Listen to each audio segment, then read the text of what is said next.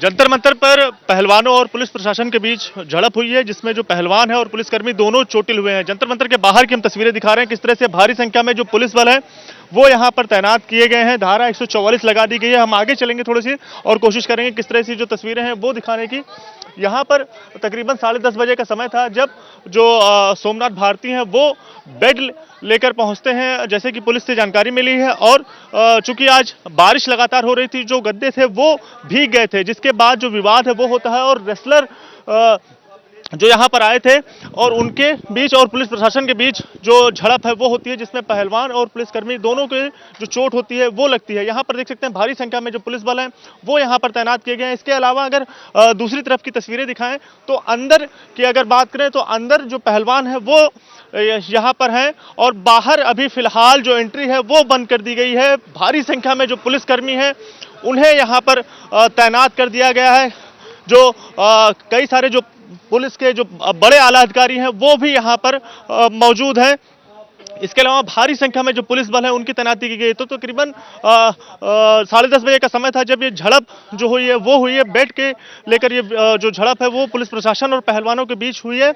और आज जंतर मंतर पर प्रदर्शन करते हुए पहलवानों का आज यहाँ पर 11वां दिन है और पहलवान लगातार यहाँ पर अपनी मांग को लेकर अड़े हुए हैं। अंदर की तस्वीरें एक बार आपको दिखाना चाहेंगे, किस तरह से जो अंदर भी भारी संख्या में जो पुलिस बल है वो यहाँ पर तैनात किए गए हैं। 10:30 बजे का जब वक्त था जब यहाँ पर जो झड़प है वो हुई थी और उसके बाद ही लगातार जो तनातनी है वो देखने को हो रही थी और उसके बाद जो पुलिसकर्मियों की संख्या है वो लगातार बढ़ती जा रही है। यहाँ पर तस्वीरें दिखाना चाहेंगे, कुछ और भी यहाँ पर जो लोग हैं उनसे भी हम बात करने की कोशिश करेंगे क्या कुछ कहना है। और लगातार जो पुलिस प्रशासन है वो इस पूरे माहौल को शांत करने में जुटा हुआ है।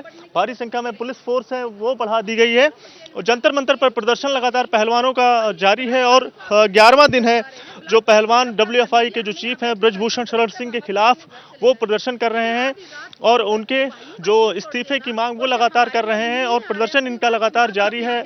आरोप गंभीर लगाए गए हैं ब्रजभूषण शरण सिंह के खिलाफ और जिसके चलते लगातार जो समर्थन है वो यहाँ पर देखने को मिल रहा है। कई और आज की बात करें तो आज लगातार जो बारिश हो रही थी, जिसके बाद जो है वो जो पुलिस प्रशासन है और पहलवान है उनके बीच झड़प होती है। उसके बाद जो स्थिति है वो काफी ज्यादा तनावपूर्ण हो जाती है, जिसके बाद जो है यहाँ पर भारी संख्या में पुलिस प्रशासन को लगा दिया जाता है। पहलवानों से मिलने का सिलसिला लगातार जो बड़े नेताओं हैं उनका लगातार जारी है। जो बड़े नेता हैं, चाहे अरविंद केजरीवाल हों चाहे जो भी हों, वो लगातार यहाँ पर आ रहे हैं, पहलवानों से मिल रहे हैं, पहलवानों के जो समर्थन है वो दे रहे हैं। और इन सब के बीच आज जब पहलवान यहाँ पर प्रदर्शन कर रहे थे, जब सुबह से बारिश हो रही थी और जब उनका यह कहना था कि जो बेड हैं वो भीग जाते हैं, उसके बाद जो है फोल्डिंग मंगाई जाती है और फोल्डिंग के चलते ही जो सारा जो विवाद है वो होता है और उसमें जो पहलवान है वो भी घायल हो जाते हैं। पुलिसकर्मी यहाँ पर जो थे उस दौरान वो भी नशे में थे। यह जो आरोप है वो पहलवानों की ओर से लगाए गए हैं। ये भी कहा गया है कि जो यहाँ पर पुलिसकर्मी थे उन सब के बीच जो महिला पुलिसकर्मी है उनकी तैनाती यहाँ पर नहीं की गई। बड़े आरोप लगाए गए हैं, लेकिन इन सब के बावजूद जो DCP का बयान आया है उसमें उनका कहना है कि जो यहाँ पर पुलिसकर्मी है वो शाम से ही तैनात की जाती है, लेकिन यहाँ पर प्रदर्शन वो यहाँ पर कर रहे थे और महिला पुलिसकर्मी की भी तैनाती की गई। लेकिन इन सब के बावजूद जो झड़प होती है उसमें जो पहलवान है उन्हें चोट लगती है, पुलिसकर्मियों को भी चोट लगती है। लेकिन जो मैम क्या कुछ यहाँ पर जो मसला हुआ उसके बारे में बताइए। देखिए, वो जो गद्दे 4 पहिया मंगवाई गई थी और उनकी गाड़ियां जो आई तो वो उतार रहे थे और पुलिस वाले उनको मना कर रहे थे, उसी के चलते इनकी झड़प हुई है। और एक पुलिस वाले ने विनेश फोगाट को धक्का दिया है और बहन की गाली दी है और 2 भाइयों को सिर में चोट लगी हुई है। एक तो मेरे आने से पहले ही हॉस्पिटल पहुंचा दिया गया था, एक राहुल नाम का है, उसका मैंने खुद देखा कि उसका सिर यहाँ से फूटा हुआ है और उसके सिर से खून निकल रहा था। आपका नाम क्या है? आप क्या उस दौरान यहाँ पर साथ में थी? नहीं, मैं उस दौरान यहाँ पे नहीं थी, मैं बाद में आई हूँ, करीब 20 मिनट बाद पहुंची हूँ।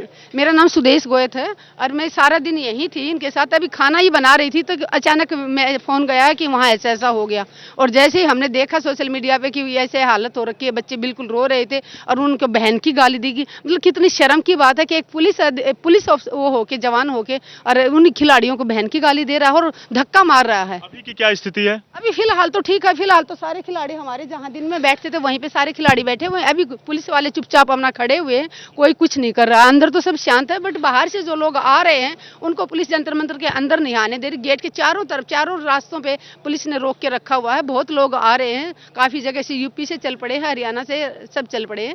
लेकिन मैं एक बात कहना चाहूंगी, अगर आप में हिम्मत हो, एबीपी न्यूज वाले से रिक्वेस्ट करूंगी कि जो कमिश्नर हैं दिल्ली के, उनके पास जाएं और उनसे पूछें कि अगर पॉक्सो एक्ट के तहत एफआईआर दर्ज हुई है तो अभी तक आपने उसको बृजभूषण को गिरफ्तार क्यों नहीं किया?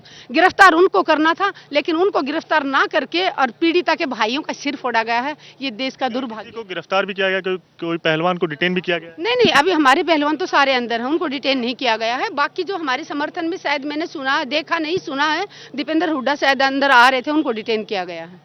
इस तरह के जो तमाम आरोप हैं वो जहां पर जो पहलवानों के प्रदर्शन में समर्थन देने के लिए जो लोग पहुंच रहे हैं उनका कहना है।